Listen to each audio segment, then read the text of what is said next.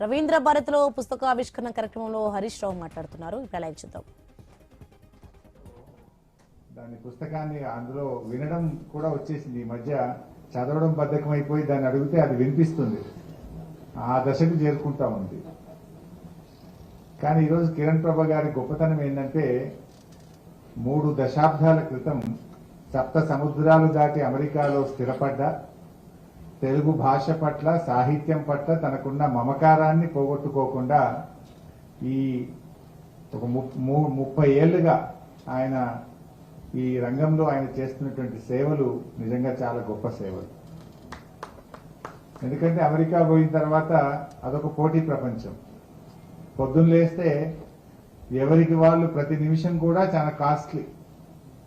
IT రంగంలో ఉద్యోగం చేస్తూ భార్యాభర్తలు ఇద్దరు పనిచేస్తూ సంసార జీవితాన్ని పిల్లల్ని చూస్తూ ఈ టాక్ షోస్ ను కంటిన్యూ చేయడం కానీ ఫోటో పోయిటరీని కొనసాగించడం కానీ పుస్తకాలు రచన చేయడం అంటే దాని వెనుక ఎంతో పట్టుదల ఉంటుంది, ఎంతో ఒక డెడికేషన్ కూడా ఉంటే తప్ప అది సాధ్యమయ్యేటువంటిది కాదు. కిరణ్ ప్రభ గారు నిజంగా 1800 టాక్ షోస్ చేయడం కానీ ముందు ఆయన స్టార్ట్ చేసింది మరి ఫోటో పోయిటరీ అంటే ఫోటో కవితలు. తానే ఫోటో తీసి దాని మీద ఒక మంచి కవిత్వాన్ని అందించడం ద్వారా ప్రజలకు ఈ ప్రపంచానికి కిరణ్ ప్రభ గారు పరిచయం అయ్యారు. తర్వాత వారు టాక్ షోస్ రూపంలో బయటకు రావడం, మరి ఆ మ్యాగజైన్ నిజంగా 222 నెలలు అనుకుంటా, 222 నెలలు క్రమం తప్పకుండా ప్రతి నెల 450 పేజీలతో ఒక మాసపత్రిక తీయడం అంటే అంత ఈజీ కాదు. మళ్ళీ అది భార్యాభర్తలే, ఇంకెవరూ లేరు. అంటే వారి సతీమణి కాంతి కిరణ్ గారి సంపూర్ణమైన సహకారం, ఇద్దరూ కలిసిమెలిసి వారే ఎడిటింగ్, వారే దాన్ని ఆర్గనైజ్ చేసి దాని పుస్తకాన్ని తీయడం అంటే అంత చిన్న విషయం కాదు. ఎన్ని ఒడిదుడుకుంటాయి జీవితంలో, వృత్తిరీత్యా కావచ్చు, వయసు రీత్యా కావచ్చు, కుటుంబ రీత్యా కావచ్చు, తల్లిదండ్రుల ఆరోగ్యము అనారోగ్యాలు ఎన్నెన్నో అడ్డంకులు ఉంటాయి. కానీ వాటి అన్నిటినీ అధిగమిస్తూ 222 నెలలు వారు మాసపత్రిక తేవడం అనేది అంత చిన్న విషయం కాదు. అంటే వారు ఒక సాహితీ అభిమానులు. సాహిత్యం మీద, తెలుగు భాష మీద ఆయనకుండే మమకారం, ఆయనకుండే పట్టుదలను మనకు సూచిస్తాము. అదేవిధంగా ఈరోజు వారు తీసిన పుస్తకం కూడా నేను నిజంగా ఇప్పుడే కొద్దిగా తిరిగేసాను, మొత్తంగా చూడలేదు.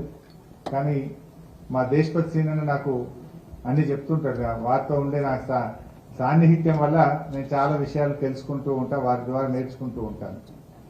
నిజానికి ఈరోజు కౌముది కిరణాలు అనే ఒక మంచి పుస్తకం తీశారు. ఇందులో చాలా విషయాలు కూడా మనసుకు దగ్గరగా మనందరికీ నిత్య జీవితంలో మనం అనుభవించేటువంటివే. వారి గురించి నేను విన్నాను. కిరణ్ ప్రభ గారు ఎవరైనా చనిపోవాలని చావు అంచుల దాకా పోయిన వారు కూడా కిరణ్ ప్రభ గారి టాక్ షో విన్నాడంటే జీవితం మీద బతకాలనేటువంటి కోరిక పుట్టిస్తుంది. అంత ఒక powerful speaker, powerful messenger, communicator, అంత అద్భుతమైనటువంటి టాక్ షో. నిజంగా ఈ రోజు మనం చూస్తే ఈ పోటీ ప్రపంచం కావచ్చు, ఈ కృత్రిమమైనటువంటి జీవితాల్లో ఏమైతుందంటే చాలా ఆత్మహత్యలు పెరుగుతూ ఉన్నాయి. నేను తెలంగాణలో, తెలుగు రాష్ట్రాల్లో ఎక్కువ పత్రికల్లో చూసినప్పుడు, ప్రజల్లో చూసినప్పుడు ఏదో కోల్పోయామని వెంటనే ఇంటర్మీడియట్ లో పాస్ అయ్యామని ఫెయిల్ అయ్యామను, 10th లో ఫెయిల్ అయ్యామను, ఎంసెట్ లో ర్యాంక్ రాలేదను, ఉద్యోగం రాలేదను, లేదా లాటరీ రాలేదను, ఇంకా ఈ మధ్య ఆన్లైన్ గేమ్లాడి అప్పుల పాలైపోయి ఆత్మహత్యలు. రోజు ఎక్కడ చూసినా ఏదో ఒక భార్య కోపానికి వచ్చిందనో, భర్త దిక్కిందని భార్య, భార్య దిక్కిందని భర్త, రకరకాల కారణాలు, క్షణిక ఆవేశాల మీద ఆత్మహత్యలు జరుగుతూ ఉంటాయి. మనిషి బతకి సాధించాలే గాని చనిపోయి సాధించేది ఏముంటుంది?